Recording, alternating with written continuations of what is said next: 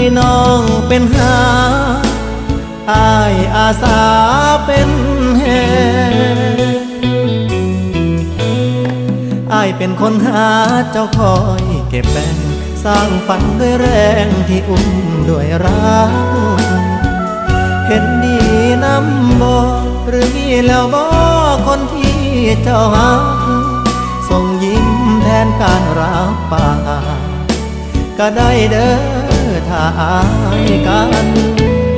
ตกลงบ่นางถ้าอายแต่งตั้งเจ้าเป็นหวานใจขายความคิดนี้ฝากไว้เป็นการบ้านใจให้ลองช่วยฝันอย่าตัวกันเด้อถ้าน้องมีคนชายในฝันแต่ถ้าน้องเห็นงามตามนั้นเรามาสร้างฝันช่วยกันเด้อ